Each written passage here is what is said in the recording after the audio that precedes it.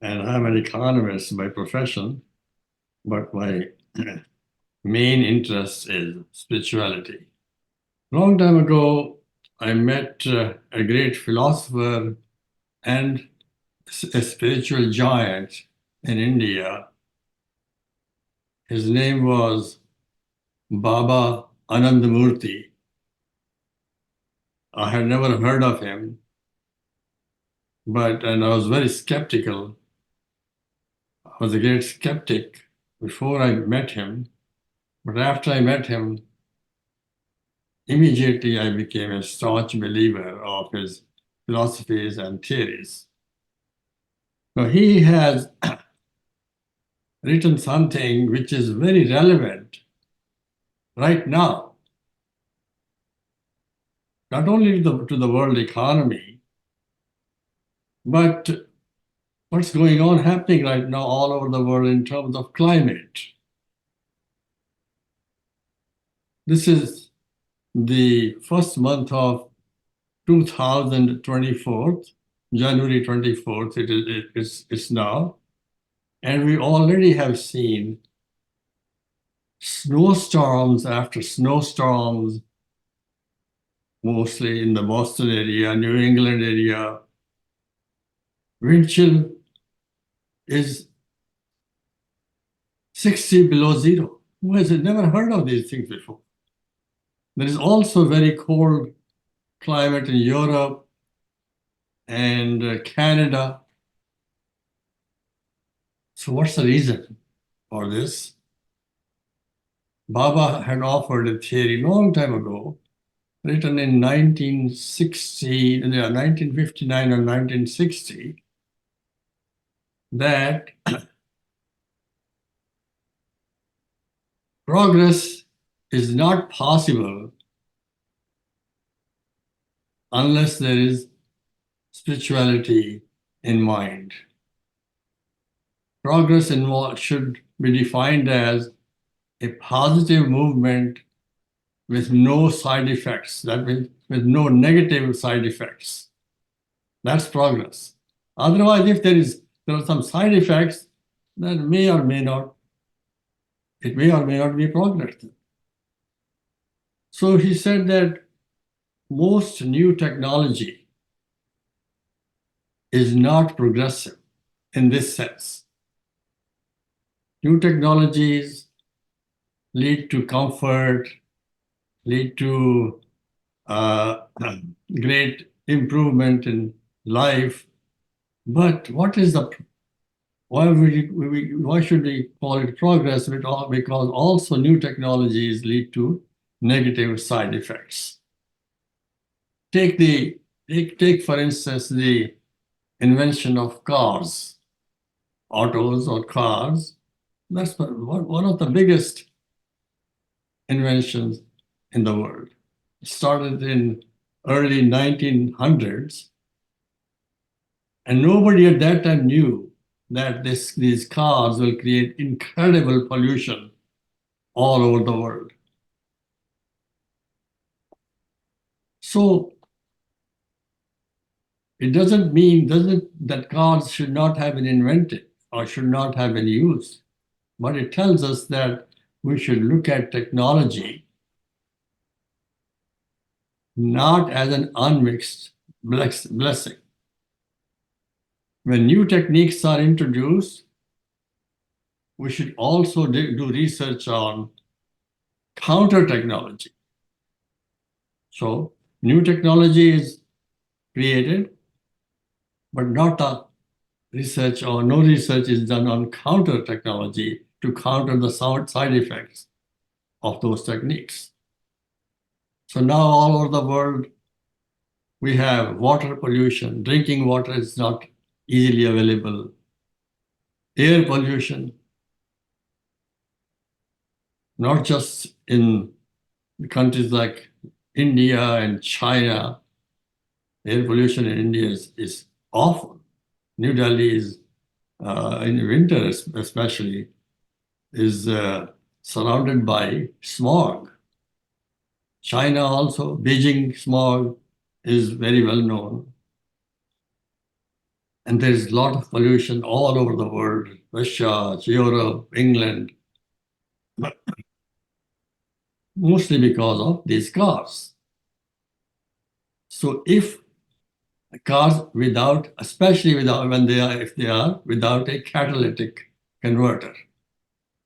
So if catalytic converter had also been invented when cars were introduced, then we wouldn't have this problem. We wouldn't have this auto pollution. But nobody thinks of counter technologies because they think technology is an unmixed blessing. No. A counter technology should be introduced right when new technologies are invented. So if catalytic converter had been used in the cars right when they were produced, when they were introduced, we wouldn't have this problem today.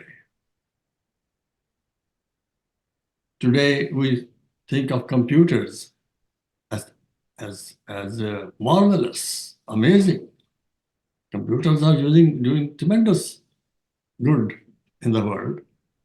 But then there are also a lot of cyber attacks, identity thefts. All these problems are not negative effects of the new technology. So my teacher warned in 1960 that all important technologies should have research done on counter technologies as well. So that's the first message of Prout. Prout is very, gives great importance to climate. Climate change is now producing incredible harm all over the world. Not just in America or India or China or Europe, etc., all over the world. That's the moral of progressive utilization theory. Progressive utilization theory stands for PROUT. PRO from progressive, U from utilization, and T from theory together make up PROUT. And PROUT has to offer original and beneficial ideas in almost every phase of life, in every field of life. We just talked about the idea of counter technology versus new technology. So how do you implement this idea? Either that government should have a department of technological innovation, so that whenever a company wants to introduce a new idea, wants to invent wants to implement a new technology, then the government should conduct research on its possible side effects. Best is the company itself should do research on it. But if the company won't do it, then the government will have to do it. Have to look at the side effects of new technology. This is like whenever new medicines are invented, they have to be tested first on people. Will this medicine have any side effects or not? And the government has a special department to approve a new medicine. So the same idea applies now to new technology. Because for sure, most new technologies are going to cause side effects like pollution, air and water pollution, and so on. So that's the proudest way of looking at how technology should be used and introduced. Then Prout's economic system also is environmental friendly to the environment. Prout does not believe in free trade, for instance.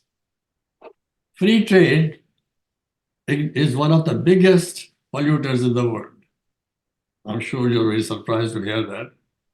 How free trade itself could pollute the world. Well, this new technologies cause pollution over land, air and water are polluted. Free trade causes pollution over the oceans. So nothing is left. Every place is polluted. Oceans are cover about three-fourths of the world and so on. How does free trade cause all this? Pollute all these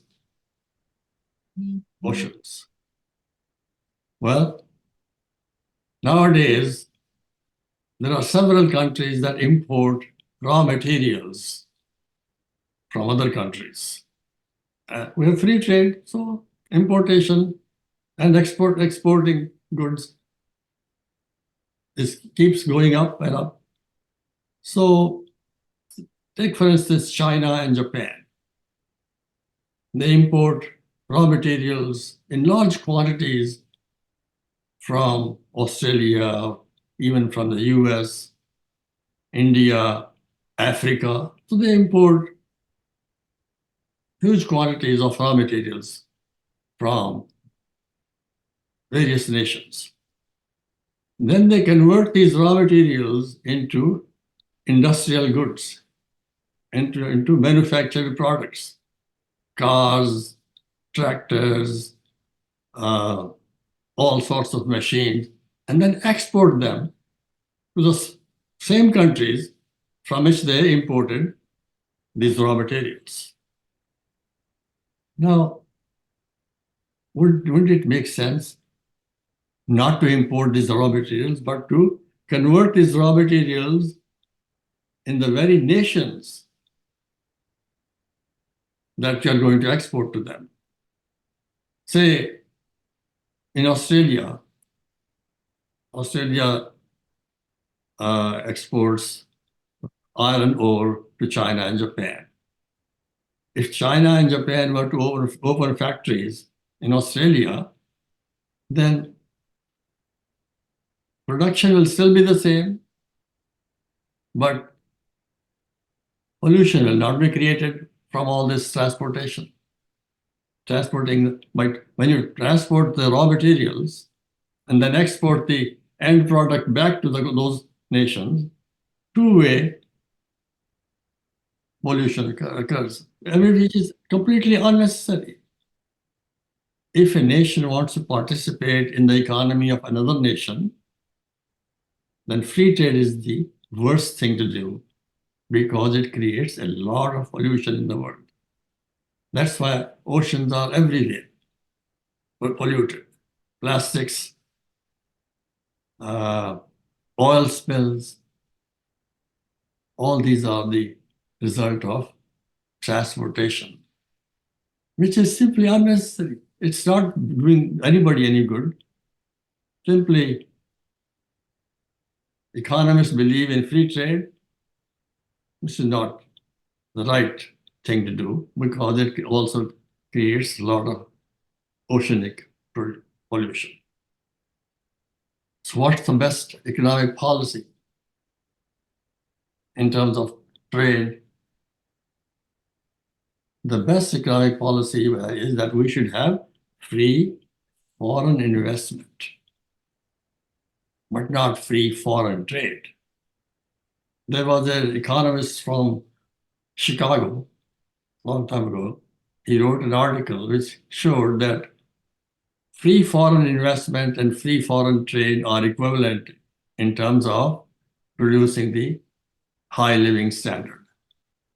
So, but he did not, he wrote the article, I think, in the 1970s or something like that.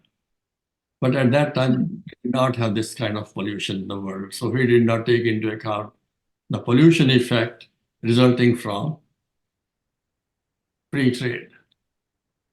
But if you had free foreign investment, you have avoided all the pollution, oceanic pollution, and you have the same economic benefits.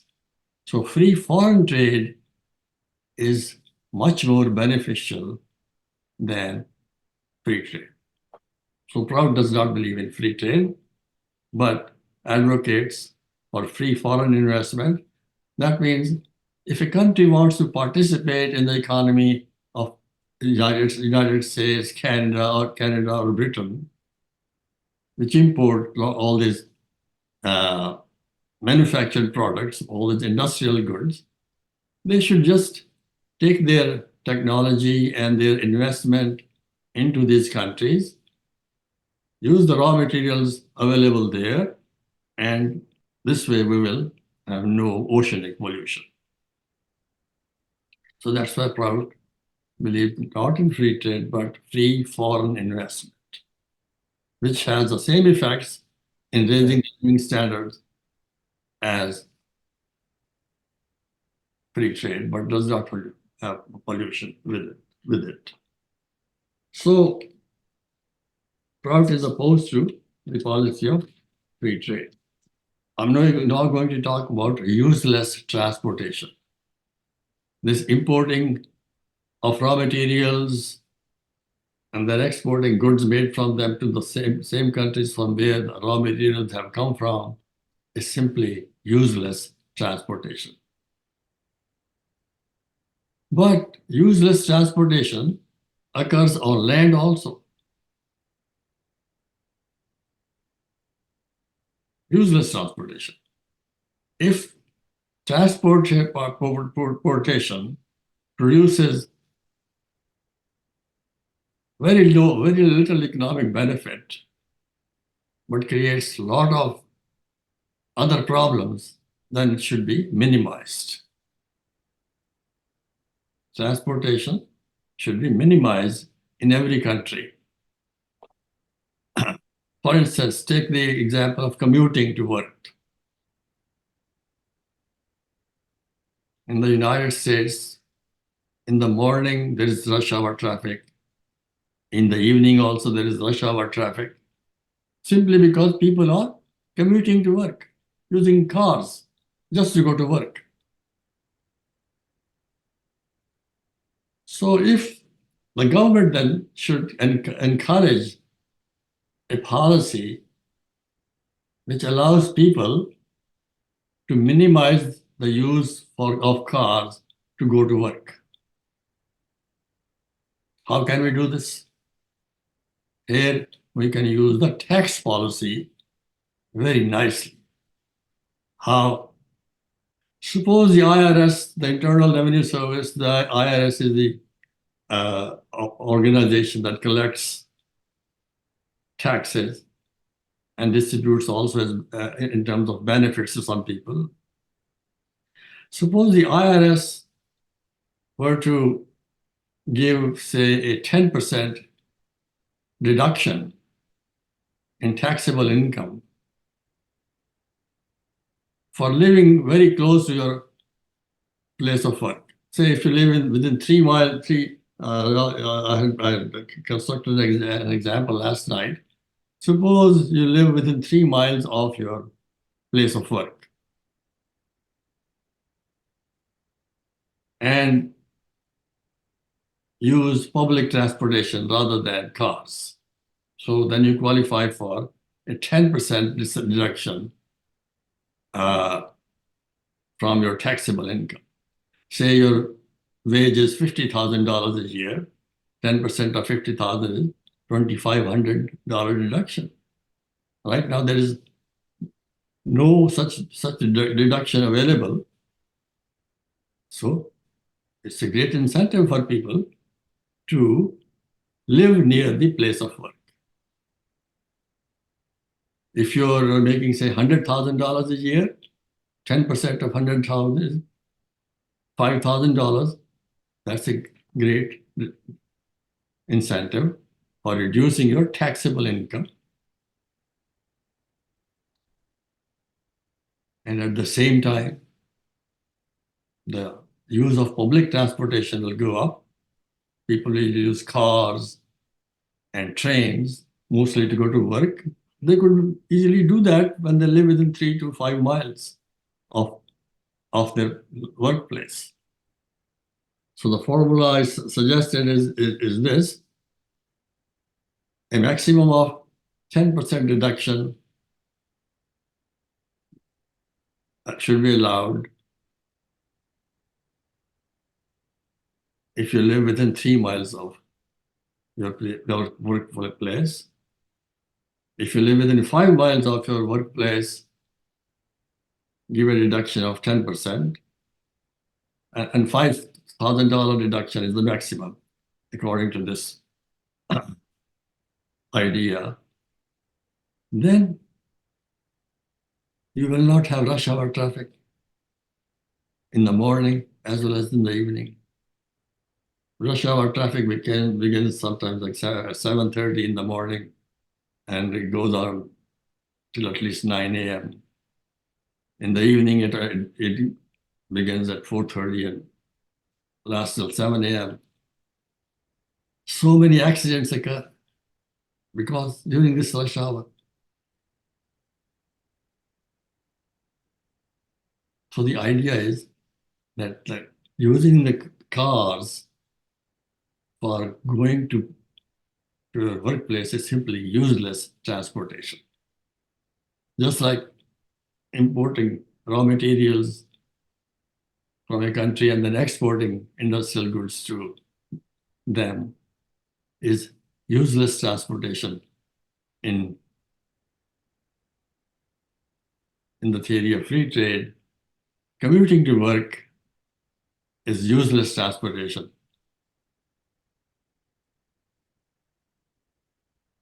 Also.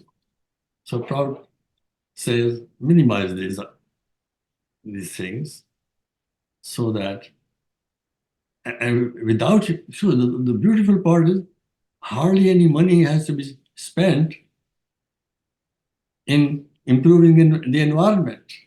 See, nowadays I've found that whenever the government finds a problem, they just pass a law, spend money on it. Like President Biden passed this infrastructural structural law, or something like that, which will spend something like $1 trillion to improve the climate. You just disallow free trade and offer incentives for people to stay near their workplace. That will take care of half the problem of bad climate, half the problem of climate pollution. Isn't it more practical? Very little government spending and problem is solved. So Proud, so this useless, this is an example of useless transportation, and that should be minimized through tax incentives. Now, well, people will say, well, where the IRS already has huge debt in America. All over the world, the whole world is drowning in debt. Where would the extra money come from to give deduction to people? Well, extra money will come from the imposition of new tariffs. Remember, Proud is against free trade. Proud likes to have high tariffs on manufactured goods. They will produce extra taxes, and then the IRS could easily give tax incentives to people to minimize this useless transportation. So Proud is a complete theory, a complete new idea. Like we call the idea of IRS giving incentives to people, so if more money is needed, well, tariffs are going to create more money, more taxes, and one idea gets government money, the other idea produces government money, problem solved. Okay, so that's example of useless transportation.